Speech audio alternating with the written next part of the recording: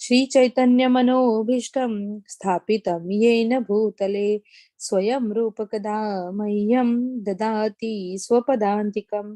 हे कृष्ण करुणा सिंधो दीनबंधो जगत्पते गोपेश गोपकांता राधा कांता नमोस्तुते। तप्त कांचन गौरंगी राधे वृंदावनेश्वरी वृषभानुसुते देवी प्रणमामि हरिप्रिये। नमः ॐ विष्णुपदाय कृष्णपृष्ठाय भूतले श्रीमते भक्ति वेदांत स्वामिन इति नामिने। नमस्ते सरस्वते देवे गौरवाणी प्रचारिणे निर्विशेष शून्यवादी पाश्चात्य देश तारिणे। जय हो श्री कृष्ण चैतन्य प्रभु नित्यानंद श्री अद्वैत गदाधार श्रीवासादि गौर भक्त वृंद। हरे कृष्णा कृष्ण कृष्णा हरे हरे हरे रामा राम राम हरे हरे हरे कृष्णा। सर्वांना वाचनाला सुरुवात करण्याआधी प्रभू श्रीकृष्णांच्या चरणी नतमस्तक होऊया आणि त्यांचा आशीर्वाद घेऊया। श्री श्री राधा गोविंदांच्या चरणी नतमस्तक होऊया आणि त्यांचा आशीर्वाद घेऊया। श्रीला प्रभुपादांच्या चरणी नतमस्तक होऊया आणि त्यांचा आशीर्वाद घेऊया। नामनिष्ठ दास प्रभूजींना वंदन करूया आणि माझ्या प्रेरणा पूजा माताजी, मनीषा माताजी आणि अन्वया माताजी यांना वंदन करून आज आपण आपल्या वाचनाची सुरुवात करूया। इस्कॉन श्री श्री राधा गोविंद टेम्पल मंगळुरू यांच्या प्रभुपाद भारताचे आध्यात्मिक राजदूत या पुस्तकाच्या मराठीमधील वाचनामध्ये तुम्हा सर्वांचं स्वागत आहे। आपण वाचत होतो आपला अध्याय 8वा अंतिम उपदेश। प्रभुपादांची परिस्थिती, त्यांची शारीरिक अवस्था खालवत असली तरी सुद्धा भगवंतांची सेवा करण्याच्या उद्देशाने कसे ते प्रत्येक पाऊल पुढे टाकत होते आणि मग त्याच्यानंतर कसे प्रत्येक आजारातून किंवा प्रत्येक परिस्थितीमधून ते पुढे येत होते हे त्यांचे शिष्य सुद्धा पाहत होते आणि सगळेजण ही भगवंतांचीच कृपा आहे असं सगळ्यांना वाटत होतं। आणि प्रभुपादांना सुद्धा आपलं लिखाण पूर्ण करायचं होतं। तर कशा प्रकारे आपल्या शारीरिक आपल्या आजारासोबत सुद्धा झुंजताना त्यांची कृष्ण भक्ती किंचित मात्र सुद्धा कमी झाली नाही। तर या अध्यायात प्रभुपादांचा अंतिम उपदेश आपण वाचत आहोत। तर मी वाचनाला सुरुवात करते। कोणाला वाचायची इच्छा असल्यास तुम्ही सांगू शकता। हरे कृष्ण। श्रीला प्रभुपाद की जय।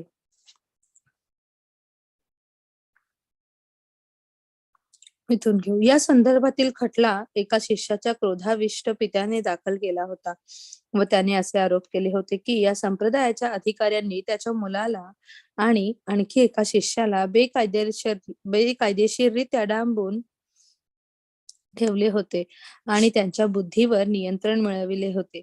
हे आरोप फेटाळून लावताना न्यायमूर्ती म्हणाले, न्यायालयाच्या विचारार्थ उपस्थित होणारा प्रश्न एकच आहे आणि तो एक मूलगामी प्रश्न आहे। तो प्रश्न असा की या प्रकरणातील तथाकथित जुलूम जबरदस्तीचे 2 बळी आणि या खटल्यातील आरोपी यांना स्वतःच्या पसंतीच्या धर्मांचे आचरण करण्याची मुभा असावी का? आणि या प्रश्नाचे उत्तर ठामपणे होकारार्थी दिले पाहिजे। न्यायमूर्ती जॉन ली ही पुढे म्हणाले, हरे कृष्ण संप्रदाय हा एक प्रामाणिक संप्रदाय आहे। या पंथाने भारतात हजारो वर्षापूर्वी मूळ धरले होते।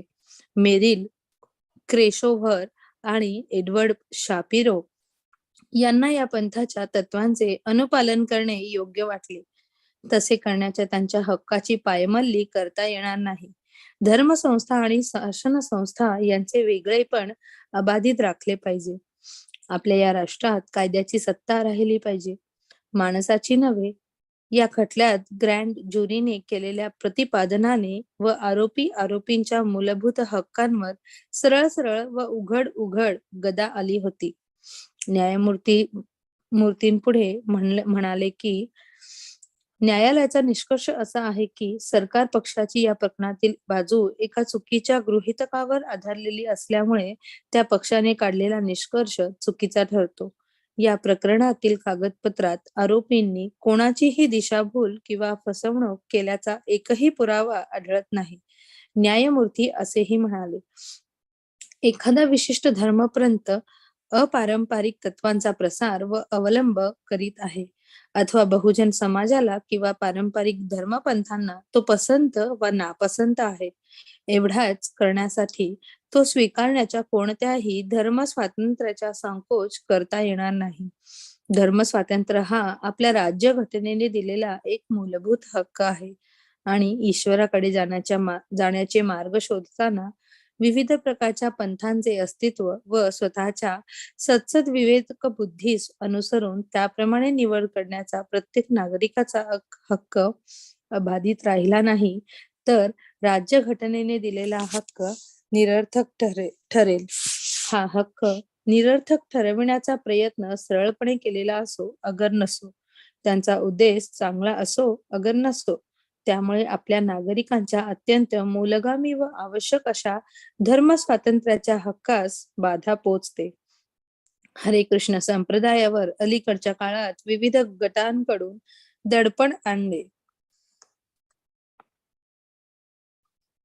जात आहे. न्यायालयाच्या या निर्णयामुळे या पंथांचा गेल्या काही महिन्यांपासून होणारा छळवाद काही अंशी थांबवा अशी अपेक्षा आहे. श्रील प्रभुपाद म्हणाले, माझे ध्येय आता यशस्वी झाले आहे. ज्या कार्यासाठी मी 1965 मध्ये तेथे गेलो होतो, त्या कार्याचे मोल आता 12 वर्षांनी ओळखले गेले. तेव्हा मी आपले ग्रंथ घेऊन रस्तोरस्ती एकाकी हिंडत होतो. त्यांची तेव्हा कोणालाच काही किंमत वाटली नव्हती. पण श्रीकृष्णांचा महिमा अलौकिक आहे. ते एक महान अलौकिक व्यक्तिमत्व आहे आणि ते कोणताही चमत्कार घडवून आणू शकतात. या खटल्यातील न्यायमूर्तींच्या निकालपत्राची प्रशंसा श्रील प्रभुपाद वरचेवर करीत होते. ते म्हणाले, त्यांना भीती वाटत होती की हा खटला 14 वर्षे चालू राहू शकेल, पण प्रत्यक्षात तो 14 तासही चालला नाही. श्रीकृष्णांची लीला काही विलक्षण होती.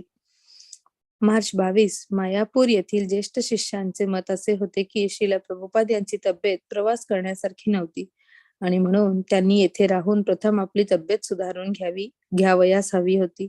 शिवाय मुंबईहून उलटसुलट बातम्या ऐकायला येत होत्या. तेथील श्रील प्रभुपादांची राहण्याची जागा अजून तयार झालेली नव्हती. हे सुरभी स्वामी जाणून असल्यामुळे त्याला अधिक अवधी हवा होता आणि म्हणून त्याने प्रभुपादांना तार करून अशी विनंती केली होती की त्यांनी सध्या मुंबईस येऊ नये. तिकडे गिरिराज व इतर काही शिष्यांनी मुंबईत आझाद मैदानात एका मंडपात श्रील प्रभुपादांच्या व्याख्यानांचा कार्यक्रम ठेवला होता आणि गिरिराजाने एक पत्र लिहून प्रभुपादांना मुंबईस येण्याचे आमंत्रण दिले होते. प्रभुपादांनी व्याख्याने देण्याच्या कार्यक्रमाचा विचार करून मुंबई जाण्याचा निर्णय घेतला. त्यांनी आपल्या सचिवाकरवी मायापूरहून मुंबईस तार पाठवली. प्रभुपाद मंगळवारी दुपारी 1:30 वाजता येऊन पोहोचतील. त्यांच्या निवासासाठी असणाऱ्या खोल्यांची अवस्था कशीही असली तरी त्या त्यांच्यासाठी तयार ठेवा. प्रभुपादांना घेऊन येणारे विमान मुंबईस येऊन पोहोचले. तेव्हा प्रभुपादांना एवढे अशक्त वाटत होते की विमानाला लावलेल्या उंच शिडीवरून खाली उतरणेही त्यांना जमण्यासारखे नव्हते. म्हणून विमान कंपनीच्या माणसांनी त्यांना पाळण्यातून खाली उतरविण्याची व्यवस्था केली. ते जमिनीवर उतरल्यानंतर अनेक शिष्यांनी त्यांना चालावयास आधार दिला. ते अतिशय कृश दिसत होते, पण विमानतळावर आपली वाट पाहत असलेल्या शिष्यांना पाहून ते प्रफुल्लपणे हसले. हरे कृष्ण भूमीवर बांधकामाची एकच घाई उडालेली होती. सुरभी स्वामी आणि त्यांचे सहाय्यक यांच्या देखरेखीखाली सुमारे 200 कारागीर आपले कौशल्य पणाला लावून मंदिर, अतिथीगृह, संकुल बांधून पूर्ण करण्यासाठी झटत होते. 1 डझनभर कारागीर अतिथीगृह इमारतीच्या भिंतींवरील कॉन्क्रीटच्या गिलाव्यावर लावण्यासाठी लाल दगडाच्या लाद्या कापून तयार करीत होते. जवळजवळ 50 एक पाथरवट मंदिरातील शोभिवंत स्तंभ आणि कमानी घडविण्यासाठी संगमरवर तासून कापून तयार करीत होते. तसेच सुतार व अंतर्गत सजावट करणारे कारागीर या संकुलातील रंगमंदिर, थिएटर तयार करण्याच्या कामात गर्क झाले होते. एव्हाना तसे पुष्कळसे बांधकाम पूर्ण झाले असले तरी एकूण वास्तूचे रूप एखाद्या अस्थिपिंजर सांगाड्याप्रमाणेच दिसत होते. अतिथीगृहाच्या इमारतीला अजून खिडक्या, दरवाजे लागायचे होते आणि फर्निचर व पडदे यांचा अर्थातच पत्ता नव्हता. तसेच मंदिराच्या वास्तूचे बरेचसे बांधकाम व्हायचे राहिले होते. कारागिरांचे गट आपापली कामे लगबगीने करीत होते. अतिथीगृहाच्या एका इमारतीत सर्व वरच्या मजल्यावर श्रील प्रभुपादांच्या निवासाची सोय व्हायची होती. त्यांच्या निवासाच्या खोल्यांचे काम त्वरेने पूर्ण करण्याकडे अधिक लक्ष दिले जात होते. हरिकृष्ण भूमीतील आपल्या उत्तम सजविलेल्या निवासस्थानी पाय टाकताच श्रील प्रभुपादांनी अभिप्राय दिला की सुरभी स्वामीचा हात कोणी धरू शकणार नाही. ते म्हणाले, मला वाटते जगात इतरत्र कोठेही माझ्या निवासाची जागा एवढी सुंदर नाही. लॉस एंजिलस व न्यूयॉर्क सारखी मोठी मोठी शहरे काय, अथवा लंडन आणि पॅरिस काय, कोठेही असा शाही प्रसादतुल्य निवास असू शकत नाही. एकाच प्रशस्त दालनात विविध प्रकारची कामे करता येण्याच्या सोयी असलेल्या पाहून प्रभुपाद म्हणाले, हे तर वृंदावनातील राधा दामोदर मंदिरातील माझ्या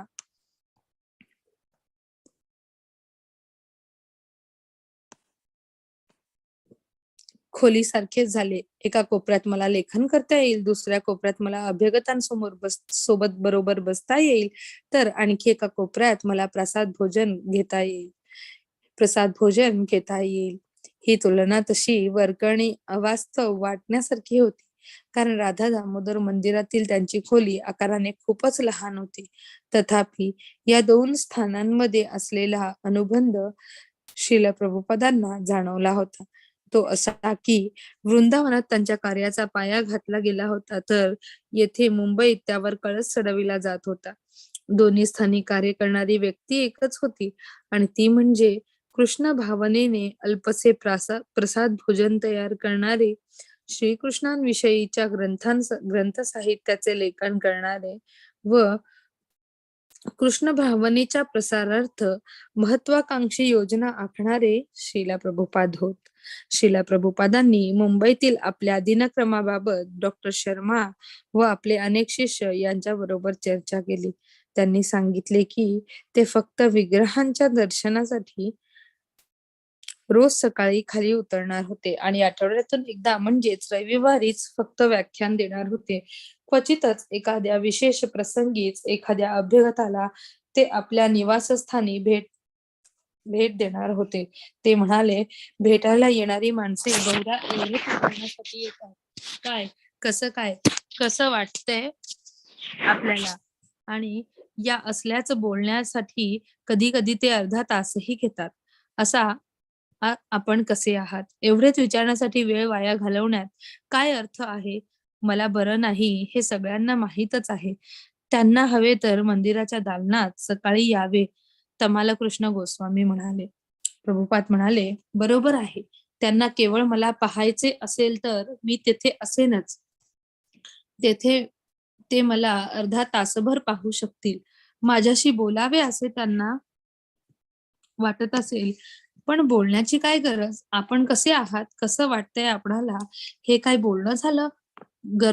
गर्ग मुनी स्वामी म्हणाले, त्याऐवजी त्यांनी तळमजल्यावर आपले काही ग्रंथ खरेदी करावेत. प्रभुपदांनी संमतीदर्शक मान हलवून म्हटले, बरोबर आहे. सकाळी सगळा नुसता कालापव्यय आहे. बाकी सगळा नुसता कालापव्यय आहे. हे सगळे मला थांबवायचंय. आपण कसे आहात अशा प्रकारच्या प्रश्नांना उत्तरे देणे थांबवायचे आहे. ते म्हणाले, वेळ व शक्ती अशा प्रकारे वाचवून त्यांचा उपयोग ग्रंथलेखनासाठी करावा असा त्यांचा विचार होता. यावर शिष्यांनी त्यांना सांगितले की त्यांनी ठरवलेला दिनक्रम सर्वमान्य होईल आणि 10व्या स्कंदाच्या लेखनाचे कार्य ते करीत आहेत याचे सर्वांनाच समाधान वाटेल. प्रभुपाद म्हणाले, बरं, मला वाटते मी आजपासूनच कामाला सुरुवात करू शकेन. आता मला कामासाठी उत्तम जागा आणि संपूर्ण स्वातंत्र्य मिळणार आहे. आता कसलीच अडचण नाही. आता प्रभुपाद सकाळी फिरायला जाण्याचे थांबवणार होते. ते ओघानेच आले.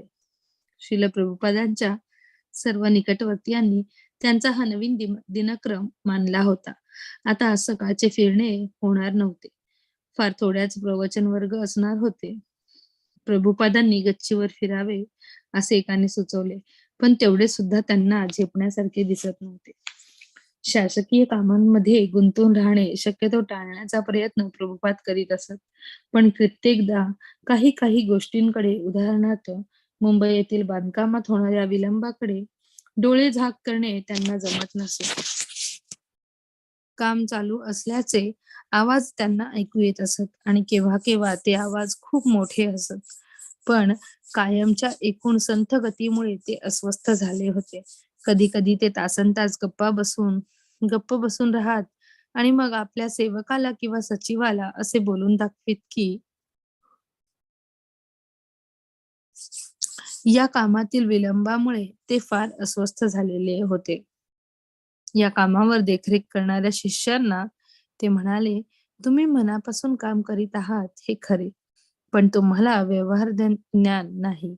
या बांधकामाची प्रगती होत नाही हे स्पष्ट दिसत असताना मी तिकडे डोळेझाक कशी करू?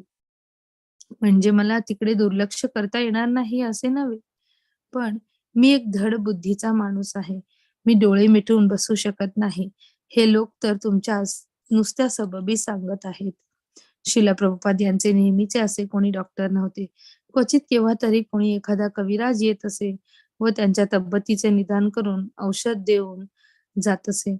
पण त्यांच्या उपचारांना प्रभुपाद फारसे महत्व देत नसत. त्यांच्या मते कविराज फारसे निष्णात नव्हते आणि त्यांनी दिलेले औषध कडू लागले किंवा त्याचा काही त्रास झाला तर प्रभुपाद ते औषध घेण्याचे बंद करीत असत. अखेर सर्व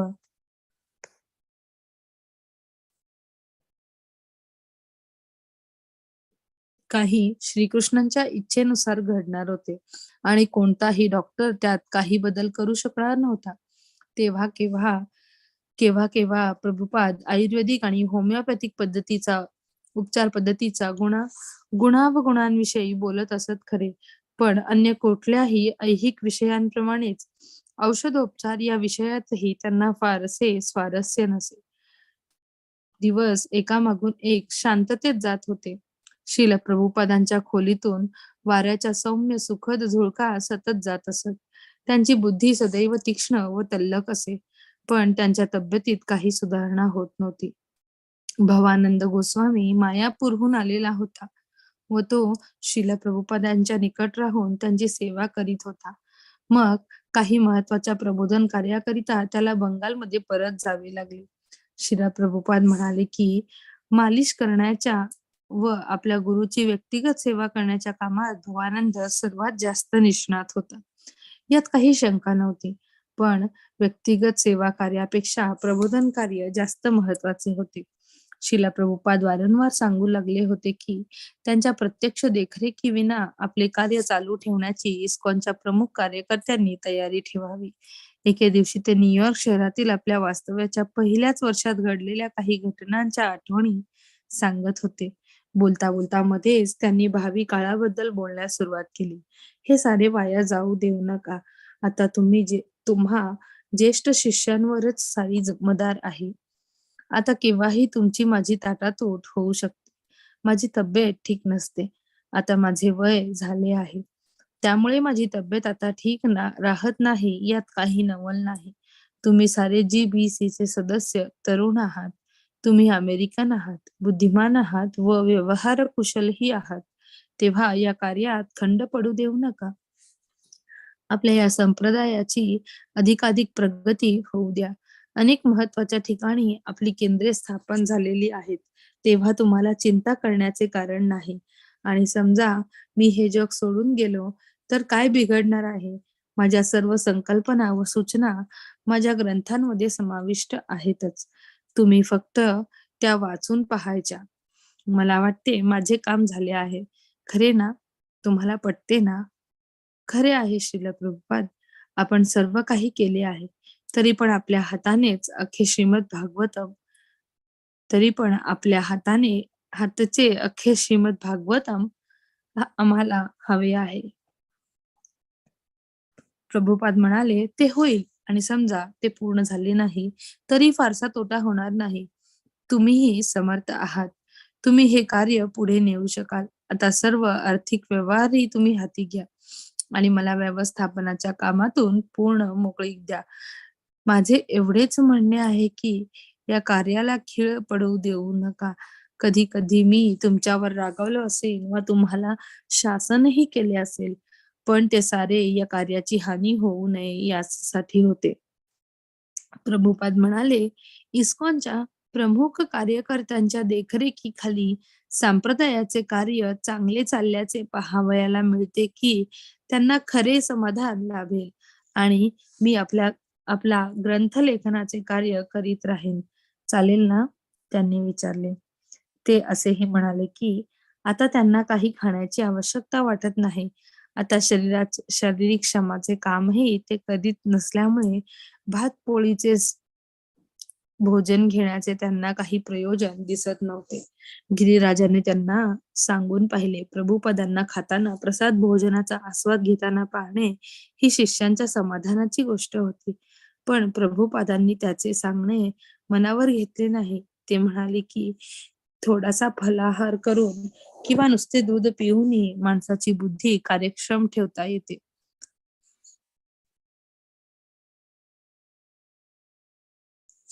निवृत्त होण्याविषयी, अन्नग्रहण थांबवण्याविषयी वा स्वतःच्या अंतर्धानाविषयी बोलण्याच्या मनस्थितीत प्रभुपाद अधूनमधून केव्हा तरी असत, नेहमीच नव्हे. अशा मनस्थितीत त्यांचे बोलणेही मनापासूनचे, व्यवहारीपणाचे व विचारीपणाचे असे. मग लगेच ते इतर शिष्यांकडे वळत आणि तेव्हा त्यांच्या बोलण्या वागण्यात आपल्या शिष्यांविषयी, आपल्या संप्रदायाविषयी, साऱ्या मानवजातीविषयी नेहमीच आत्मीयता दिसून येत असे. असे थोडा वेळ बोलून झाल्यावर पुन्हा ते पूर्वीच्याच आवेशाने शास्त्रज्ञ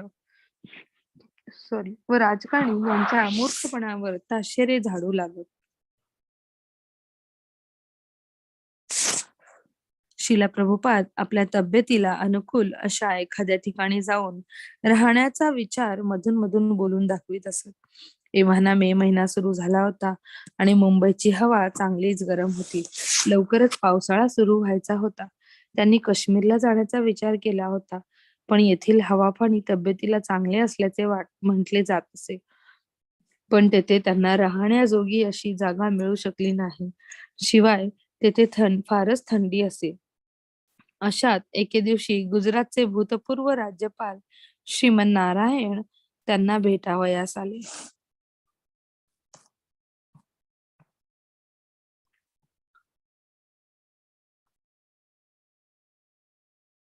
श्रीमन म्हणाले, आपण आपल्या तब्येतीची काळजी घ्यायला हवी. आपली तब्येत सुधरेल अशी मला आशा आहे. प्रभुपाद हसून म्हणाले, अहो, हा देह म्हणजे एक जुने पुराणे यंत्र झाले आहे. त्याची जेवढी दुरुस्ती करावी तेवढा त्यात जास्त बिघाड होत असतो, पण तेवढ्याने माझ्या कामात खंड पडत नसतो. ते चालू असते. या ग्रंथाचे लेखन हे हे माझे मुख्य काम आहे आणि ते चाललेले आहे. हे संभाषण चालू असताना तेथे इतर कित्येक भारतीय अभ्यागत उपस्थित होते. त्यांनी तब्येतीला आरामदायी व अशा स्थळांची नावे सुचवण्यास सुरुवात केली. कोणी श्रीनगर वा काश्मीर, कोणी डेहराडूनहून मसुरी, सिमला, तर कोणी हरिद्वार अशी स्थळांची नावे सुचवली.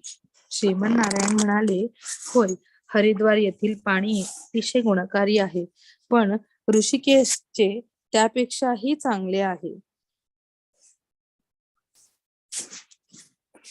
गंगा नदी तेथून वाहत असते. गंगेच्या काठी जी जी स्थळे आहेत ती तेथील पाणी गुणकारक असते.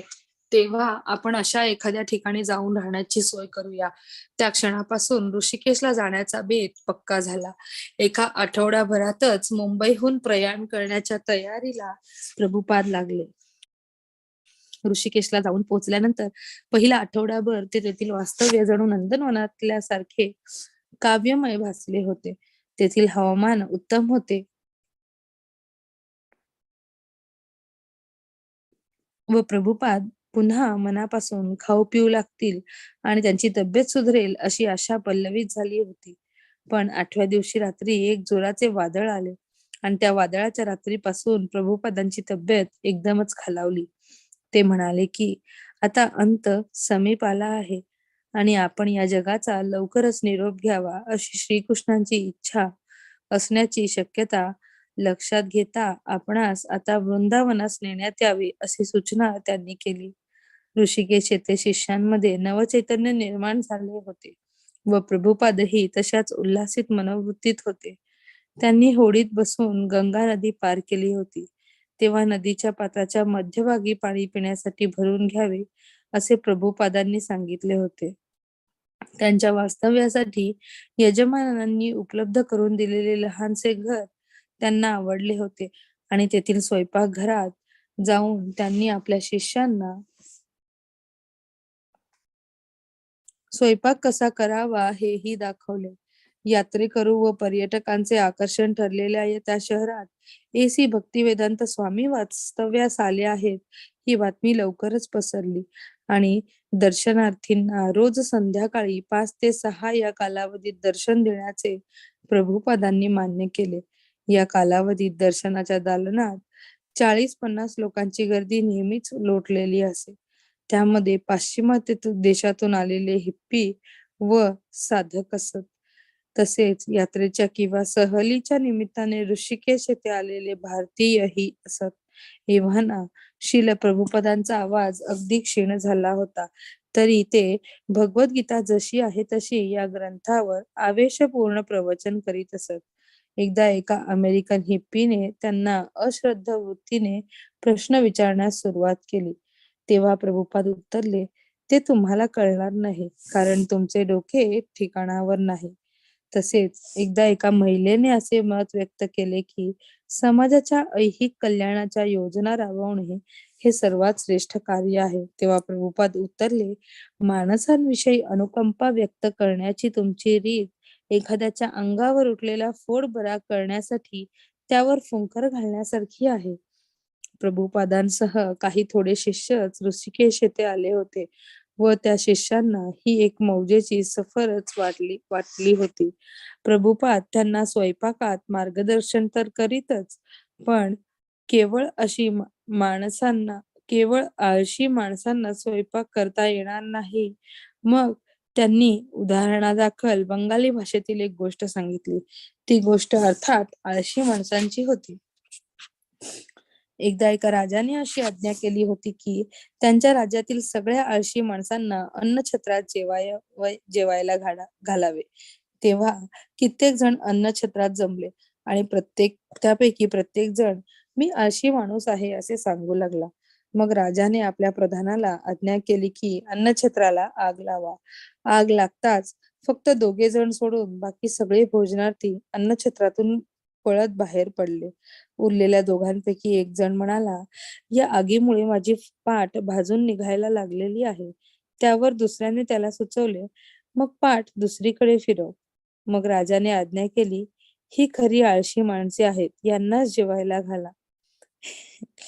15 मे रोजी सायंकाळी प्रभुपादांना झोपही येईना. ते डिक्टेटिंग मशीनवर ग्रंथाचा मजकूर सांगणेही जमेना. पावसाळ्याच्या सुरुवातीला त्या वादळाने ऋषिकेश शहरातील वीज गेली. जोराचा वारा येत असल्यामुळे खिडक्या बंद कराव्या लागल्या होत्या आणि वीज नसल्यामुळे पंखे तर चालतच नव्हते. प्रभुपाद बसले होते त्या खोलीत विलक्षण उकडायला लागले. पहाटे 5 वाजता श्रील प्रभुपादांनी तमाल कृष्ण गोस्वामीला हाक मारून सांगितले की त्यांना अतिशय अशक्त वाटत होते. तमाल कृष्णाने 1 तासभर प्रभुपादांच्या अंगाला मालिश केले. उजाडले तरी वाऱ्याचा जोर कमी होईना आणि वाऱ्यामुळे मातीचे लोट उसळतच राहिले होते. दुसऱ्या दिवशीही रात्रीही वादळ आणि त्याबरोबर वीज बंद पडण्याचा प्रकार सुरूच होता. तमाल कृष्णाने प्रभुपादांच्या हातापायांना आलेल्या सुजेबद्दल चौकशी केली. तेव्हा प्रभुपाद काहीसे रागाने म्हणाले, तुला काय त्रास होतो? हा देह माझा आहे आणि मला त्याची चिंता वाटत नाही. पण मग ते शांतपणे म्हणाले, ऐहिक दृष्टीने पाहिले तर ही चिन्हे चांगली नाहीत. मात्र तुम्ही मी नसतानाही सर्व कामे अबाधितपणे चालू राहावीत या दृष्टीने सारे अधिकार जीविसेला कसे देता येतील याची योजना आखून ठेवा. माझे इच्छापत्र तयार करा आणि मी त्याच्यावर सही करीन.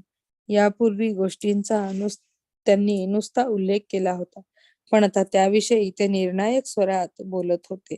पहाटे 1:30 वाजता अचानक प्रभुपादांनी स्वतःजवळची घंटी वाजवली आणि तमाल कृष्ण व क्षीरचोर गोपीनाथ लगेच त्यांच्याकडे धावले. त्यांच्या मच्छरदाणीतून प्रभुपाद म्हणाले, मी तुम्हाला सांगत होतो याप्रमाणे चिन्हे चांगली दिसत नाहीत. मला आता ताबडतोब वृंदावनास जायला हवे. ते पुढे म्हणाले की त्यांचा अंत समीप असल्यास तो वृंदावनात घडावा. त्यांनी लागलीच निघावयाचे असल्याचे शिष्यगण रात्रभर जागून सामानाची बांधाबांध आणि प्रयाणाची तयारी करीत होते. तथापि आगगाडीच्या तिकिटांचे आरक्षण उपलब्ध नव्हते. तेव्हा त्यांनी मोटारगाडीने जायचे ठरवले. त्यांच्या गाडीने दिल्ली आग्रा मार्ग सोडून वळणे घेतले. तेव्हा वळणाच्या पाषाण स्तंभावर लिहिलेले त्या रस्त्यांचे नवीन नाव श्रील प्रभुपादांनी पहिल्यांदाच पाहिले, भक्ती वेदांत स्वामी मार्ग. थोडे पुढे जाताच त्यांना एका मोटरसायकलवर त्यांची वाट पाहत थांबलेला गुणार्णव भेटला. श्रील प्रभुपादांच्या आगमनाची सूचना कृष्ण बलराम मंदिरातील शिष्यांना देण्यासाठी गुणार्णव आनंदाने मोटारसायकलवर पुढे गेला. मंदिराच्या फाटकाशी संकीर्तन व नृत्य करीत प्रभुपादांचे स्वागत करण्यासाठी गुरुकुलातील सर्व मुलांसहित एक संकीर्तन मेळा सज्ज होता. 4 शिष्य प्रभुपादांना पालखीत बसवून मंदिराच्या सभा मंडपात घेऊन गेले. प्रभुपादांनी कृष्ण व बलराम विग्रहाला वंदन केले. शिष्यांनी श्रील प्रभुपादांची आरती केली. मग प्रभुपादांनी तिथे जमलेल्या शिष्यांना एक छोटेसे व्याख्यान दिले. ते म्हणाले, मरण यायचे असेल तर ते येथेच येऊ. त्यांची चर्या पाहून व त्यांच्या तोंडाचे हे अनपेक्षित शब्द ऐकून काही शिष्यांना रडू कोसळले. प्रभुपाद पुढे म्हणाले, आता नवीन असे सांगण्यासारखे काही राहिलेले नाही. मला जे जे काही सांगायचे होते ते मी माझ्या ग्रंथांमधून सांगितले आहे.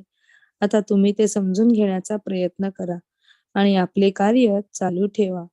मी तुमच्यामध्ये असलो वा नसलो तरी सारखेच आहे. कृष्ण ज्याप्रमाणे अमर आहेत तसेच जीव मात्र ही निरंतर जगत असतात, पण कीर्तिर्यस्य सजीवती. श्रीकृष्णांची सेवा करणारा जीवही अमर होतो. म्हणून मी तुम्हाला श्रीकृष्णांची सेवा करण्याची शिकवण दिली आहे आणि श्रीकृष्ण सेवेने आपले आयुष्य शाश्वत झाले आहे. हा देह काही काळ नाहीसा होण्यासने काही बिघडत नाही. देह स्वभावतःच मर्त्य असतो. म्हणून तुम्ही श्रीकृष्णांची सेवा करून अमर व्हा. वृंदावनात आल्याच्या दुसऱ्या दिवशी श्रील प्रभुपादांनी लिहून ठेवले, मी ऋषिकेश येथे राहावयास होतो. तो माझ्या तब्येतीत थोडी सुधारणा होईल या अपेक्षेने, पण उलट मी अधिकच अशक्त झालो. म्हणून मी आता वृंदावनात म्हणजे स्वगृही परत येऊन राहिलो. काही अनिष्ट घडायचे असेल तर ते घडेल, तेव्हा मी निदान येथे वृंदावनात असेन. श्रील प्रभुपादांनी तमाल कृष्ण गोस्वामीला बोलवून घेतले. ते म्हणाले, करण्यासारख्या 2 गोष्टी आहेत, जगण्याचा प्रयत्न करणे आणि मरण्याची तयारी ठेवणे. वाईटाची तयारी ठेवणे हे केव्हाही चांगले. 3-4 माणसे सदैव माझ्या सोबत राहतील अशी व्यवस्था असू द्या. संकीर्तन आणि भागवत चे वाचन अखंड चालू राहू द्या. मी आता थोडे तरी खाण्याचा प्रयत्न करीत आहे. परीक्षित महाराज तर तोंडात पाणीही घेत नव्हते.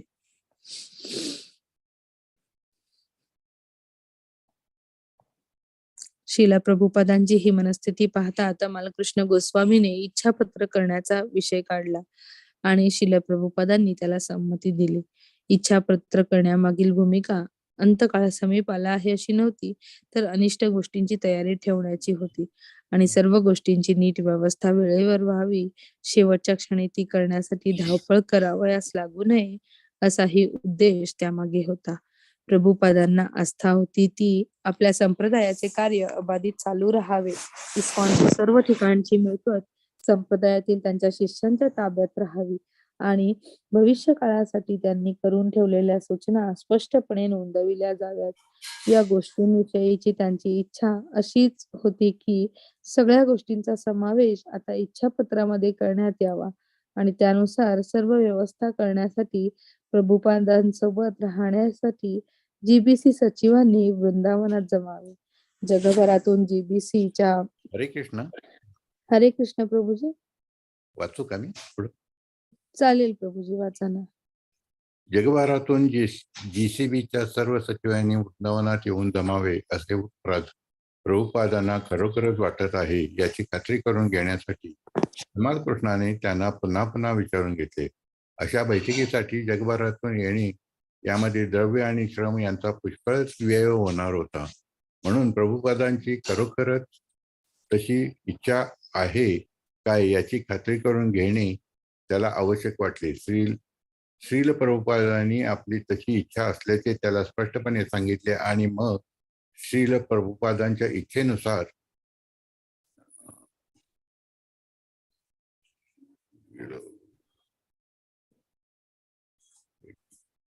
इच्छेनुसार कार्य करणे हीच त्यांची खरी सेवा होय असे मानून तमालकृष्णाने त्यांच्या सूचनेला दुजोरा दिला. तमालकृष्ण म्हणाला, त्या सर्वांची आपल्यावर खरी प्रेमपूर्ण श्रद्धा आहे, म्हणून मलाही वाटते की येथे येऊन आपल्यासोबत राहावे असे त्यांनाही नक्कीच वाटत असणार. श्रील प्रभुपाद म्हणाले, मी तुमच्यातून गेल्यानंतर ही संस्था अखंड ठेवण्याच्या दृष्टीने तुम्ही किती एकजुटीने कार्य करता यातूनच माझ्याविषयीचे तुमचे प्रेम व श्रद्धा सिद्ध होईल. श्रील प्रभुपादांचा अंतकाळ समीप आला असण्याची शक्यता लक्षात घेऊन सर्व जीसीबी सचिवांनी वृंदावनात आपल्यासोबत असावे अशी प्रभुपादांची इच्छा असल्याचा निरोप जगभरातील सर्व जीसीबी सचिवांना पाठविण्यात आला. त्यानुसार सर्व जीसीबी सचिव आपली कामे टाकून शक्य तेवढ्या त्वरेने त्यांच्यापाशी येऊन जमले.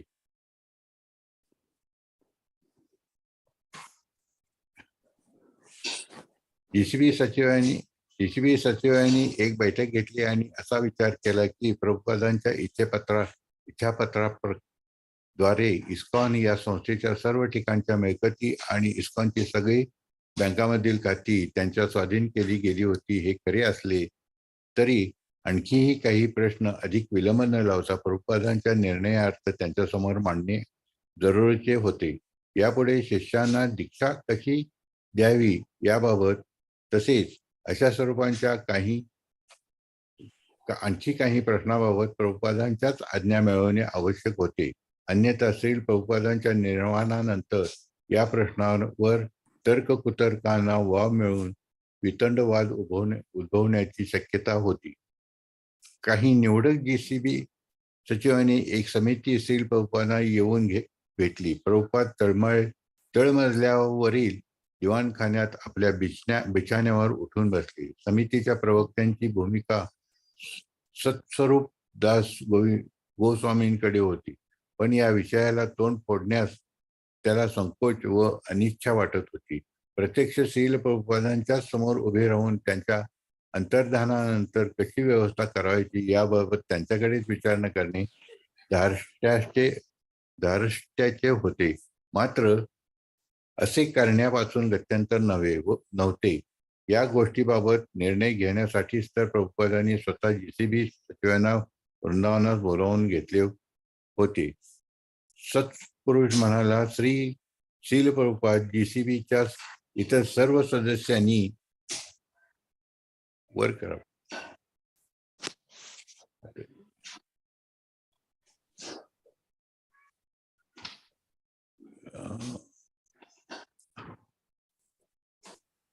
त्यांच्याकडेच विचारणा करणे धारिष्ठ्य होते. सत्स्वरूप म्हणाला, श्रील प्रभुपाद जीसीबीच्या इतर सर्व सदस्यांनी आम्हाला आपल्याकडून काही प्रश्नाबाबत खुलासा मिळवण्यासाठी पाठवले आहे. आमची समिती म्हणजे आपण प्रथम स्थापन केलेल्या मूळ जीसीबीचे सदस्य होत. आमचा पहिला प्रश्न जीसीबीच्या सदस्याविषयीच आहे. आम्हाला विचारायचं आहे ते हे की जीसीबीच्या सदस्यांनी ते पद किती काळ धारण करावे. श्रील प्रभुपाद धीर गंभीर आवाजात सावकाश बोलू लागले. त्यांनी त्या पदावर अजीव सदस्य म्हणून राहायचे आहे. या पदासाठी निवडक माणसे शोधून नियुक्ती केलेली आहे, तेव्हा त्यांच्यात बदल करण्याचे कारण नाही. त्यांच्या व्यतिरिक्त आणखी काही कार्यक्षम माणसे आढळली तर सदस्य संख्या वाढवून त्यांची नेमणूक करावी. सत्स्वरूपाने विचारले की जेसीबीच्या एखाद्या सदस्याने स्वतःहून आपले पद सोडले तर काय करावे, आणि त्यावर प्रभुपादांनी उत्तर दिले की अशा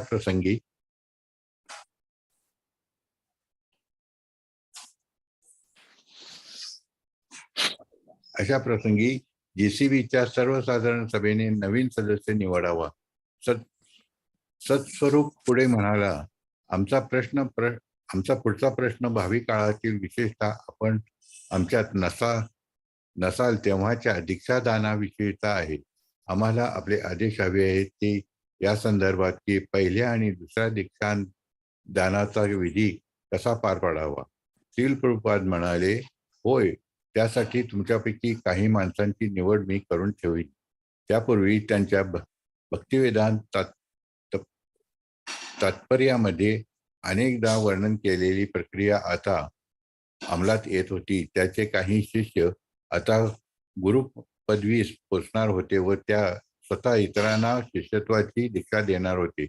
मग स्वरूपाने बीबीटीविषयी प्रश्न उपस्थित केला. तो म्हणाला, सांप्रत कुठलाही अनुवाद आपण स्वतः पाहून संमत केल्याशिवाय प्रकाशित केला जात नाही.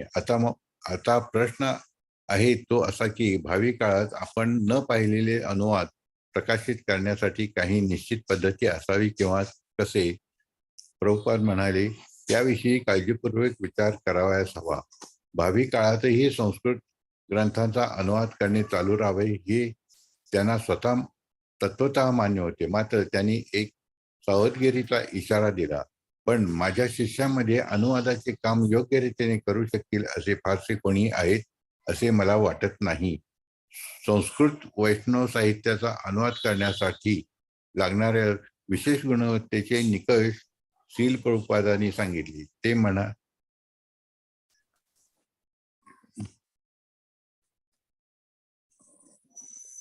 करण्यासाठी लागणारे विशेष गुणवत्तेचे निकष श्रील प्रभुपादांनी सांगितले. ते म्हणाले की अशा कामासाठी कोणी साक्षात्कारी व्यक्तीच हवी, नाहीतर केवळ ट ला ट व री ला री असा अनुवाद काही कामाचा ठरणार नाही. माझे अनुवाद व त्यातील तात्पर्य विवरण लोकांच्या मनात भिडते, कारण त्यामधून माझा स्वानुभव व्यक्त होत असतो. असा अनुवाद साक्षात्कारी व्यक्तीशिवाय कोणी करू शकणार नाही. श्रील प्रभुपादांनी आपल्या इच्छापत्राची रूपरेषा तमाल कृष्ण गोस्वामी अगोदरच सांगितली होती. त्यानुसार इस्कॉन या संस्थेचे जीबीसीची सर्वोच्च प्रशासकीय यंत्रणा असायची होती. विविध ठिकाणच्या इस्कॉनच्या मिळकतीच्या व्यवस्थेकरता प्रत्येकी 3 विश्वस्तांची नेमणूक केली जाणार होती. या रूपरेषेनुसार जीबीसीने एक सविस्तर मसुदा तयार करून कायदेशीर इच्छापत्र करून घ्यायचे होते. इस्कॉन ही संस्था सुरळीतपणे चालू राहावी एवढीच इच्छापत्र करण्यामागची श्रील प्रभुपादांची अपेक्षा होती. त्यांनी यापूर्वी वेळोवेळी सांगितले व स्पष्ट केले होते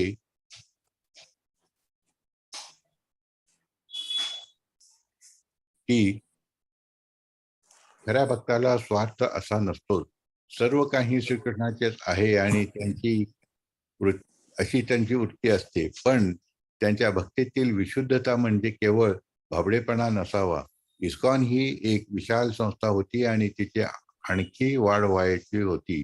या संस्थेची मिळकत व निधी संपूर्णतः केवळ श्रीकृष्णाच्या भक्ती सेवेसाठीच वापरायचा होता. या दृष्टीने जीबीसीने दक्ष राहावयास हवे असा इशारा सील प्रभुपादांनी दिला. अशा प्रसंगी ते हे विशेष प्रकर्षाने जाणवत असे की एक दिवस असा उजाटन होता की प्रभुपादांच्या या बालकांना प्रौढपण स्वीकारून स्वतःच्या पायावर उभे राहून या संस्थेचे नेतृत्व, व्यवस्थापन, जोपासना आणि विस्तार करावा लागणार होता. सील प्रभुपादांकडून समक्ष मार्गदर्शन मिळवणे, त्यांच्याजवळ बसून पवित्र हरिनामाचे संकीर्तन करणे आणि इस्कॉन बाबतच्या त्यांच्या अपेक्षा पूर्ण करण्यासाठी स्वतःला झोकून देणे, यासाठी कदाचित ही अखेरची संधी ठरणार होती. थोड्याच दिवसांनी एका वकिलाच्या उपस्थितीत इच्छापत्राचा अंतिम मसुदा रीतसर साक्षांकित करून घेतला गेला. जीबीसीच्या सरसेवेना आपापल्या कार्य विभागात तातडीची प्रशासकीय व पर्यवेक्षकीय कामे असल्यामुळे आपापल्या मुख्यालयात परतण्याची गरज त्यांना भासू लागली. त्यांच्यापैकी काहींनी आपल्या कामाच्या जागी परतण्याचा विचार बोलून दाखविला. तेव्हा प्रभुपादांनी त्यांना अनुज्ञा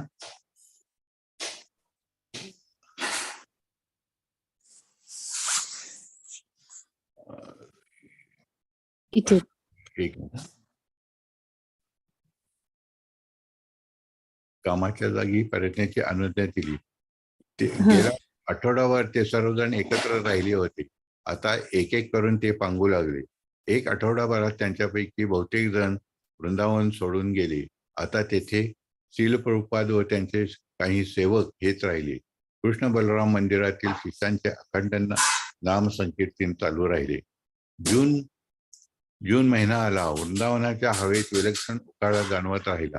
पावसाळ्याची चाहूल लागू लागली. तसा आतापर्यंत स्वच्छ निळा दिसणाऱ्या आभाळात धुसरपणा दिसू लागला.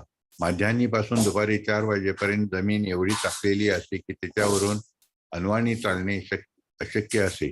या वेळात वृंदावनाचे रहिवासी आपापल्या घरातच राहत. घराबाहेरची कामे ते सकाळी किंवा दुपारी उन्ही कळल्यानंतर किंवा संध्याकाळी उरकून घेत असत. माध्यान्हीच्या वेळी काही खाणे सुद्धा टाळण्यात येत असे, कारण दुपारच्या उष्म्याने भूकही नाहीशी होत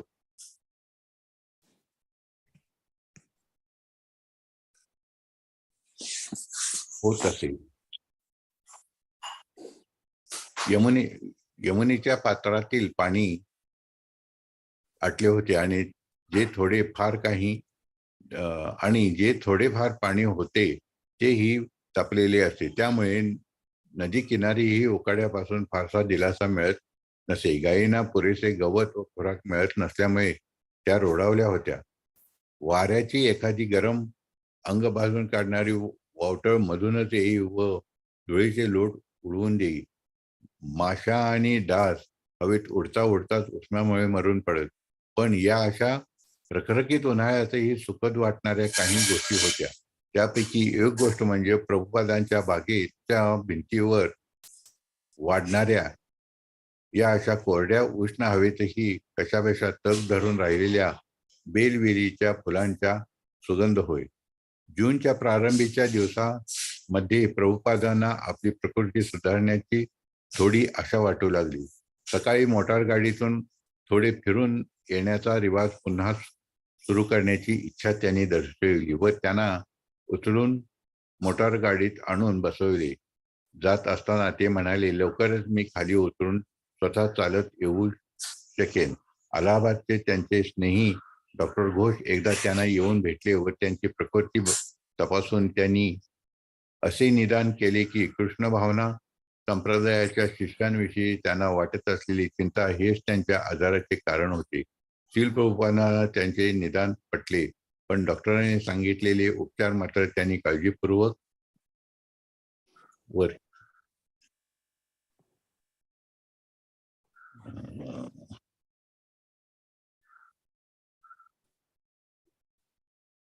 वेळेवर घेणे काही विशेष काळजीपूर्वक करून घेतले नाहीत. कारण त्या उपचारामध्ये त्यांच्या रक्तदाबाची नियमित तपासणी करून घेणे, विविध प्रकारची औषधे वेळेवर घेणे काही विशेष उपचार करून घेणे इत्यादी प्रभुपादांना जिकिरीच्या वाटणाऱ्या गोष्टींचा अंतर्भाव होता. त्यांना असे वाटू लागले की आपल्या सेवकांकडून मालिश करून घेण्याने आपली तब्येत सुधारू लागली होती. ते म्हणाले की अशी सुधारणा चालू राहिली तर सुमारे 1.5 महिन्यात ते पूर्णपणे बरे होऊ शकतील. मात्र त्यांनी पुढे ठासून सांगितले, मी पूर्ण बरा होईपर्यंत वृंदावन सोडून जाणार नाही. जुलै महिना वृंदावनात आला तो सोबत पावसाळा घेऊनच आला. महिन्याच्या सुरुवातीपासूनच आकाश ढगांनी दाटून येऊ लागले आणि जुलैच्या मध्यावर रोजच पाऊस पडू लागला. कदंबांच्या फुलांचा सुगंध हवेत भरून राहिला होता आणि पावसाची एक सर येऊन गेली की निंबाच्या फुलोऱ्याच्या कांद्यासारखा वास दरवळू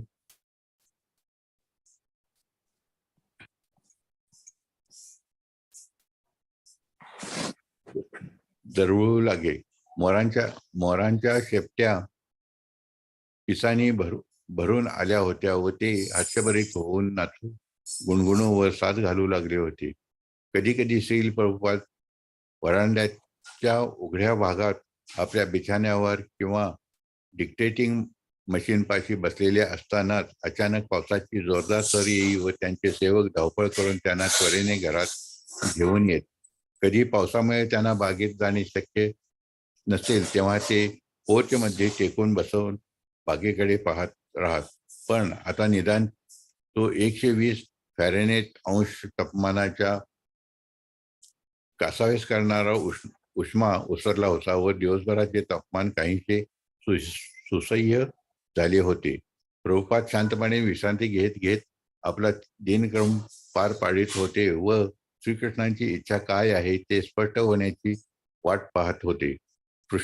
पुष्कळदा त्यांना सकाळी 6च्या सुमारास जाग येत असे व डोळे उघडताच त्यांना तमाल कृष्ण त्यांच्या बिछाण्यापाशी बसलेला दिसे. ते आपले हात उंचावून आपल्याला बिछाण्यात उठून बसायचे असल्याचे दर्शवित. मग तमाल कृष्ण वा दुसरा कोणी सेवक त्यांच्या पाठीवर हळूहळूपणे हात फिरवित राही आणि प्रभुपाद त्यांना आपल्या मनातले विचार बोलून दाखवित असत. आता फार थोडे शिष्य वृंदावनात येत असत आणि अभ्यागतांना क्वचितच प्रभुपादांना भेटायला मिळत असे. त्यांच्या प्रकृतीत काही सुधारणा होत नव्हती, पण परिस्थिती मे महिन्यात वाटली होती तशी आणीबाणीचीही नव्हती. तरीही आता त्यांनी खाणे जवळजवळ थांबवले असल्यामुळे त्यांच्या अंगात शक्ती येत नव्हती. ते घेत असलेला मुख्य उपचार वेगळाच होता आणि तो म्हणजे भगवन नामाचे संकीर्तन व श्रीमद भागवत आणि चैतन्य चरितामृतचे श्रवण हा होय. श्रीमद भागवतच्या अनुवादाच्या श्री प्रभुपादांच्या कामाच्या दृष्टीने जुलैचा महिना चांगला गेला. भल्या पहाटे उठून व पुन्हा दुपारी डिक्टेटिंग मशीनवर अनुवाद करण्याचे काम त्यांनी चालू ठेवले होते व 10व्या स्कंदाचे 8वे आणि 9वे प्रकरण पूर्ण केले होते. हे काम करताना त्यांना मनस्वी आनंद मिळत असे. श्रीमद भागवतच्या अनुवादाचे काम करताना ते आपल्या देहाच्या जाणीवेच्या पलीकडे गेलेले असत. मग त्यांच्या छातीत धडधड होत असो वा त्यांचा आवाज खोल गेलेला असो वा त्यांचे सारे शरीर अशक्त झालेले असो, नुसते उठून बसणेही त्यांना कठीण झाले होते आणि तरीही एकदा कामाला सुरुवात केली की ते मग त्यांना कशाचाही अडथळा वाटत नसे. हरे कृष्ण प्रभूजी, आपण थांबूया इथे आणि उर्वरित वाचन आपण उद्या करूया. मी प्रार्थना म्हणते आणि मग आपण थांबूया. वांछा कल्पतरुभ्यश्च कृपा सिंधु एव च पतितानां पावनेभ्यो वैष्णवेभ्यो नमो नमः.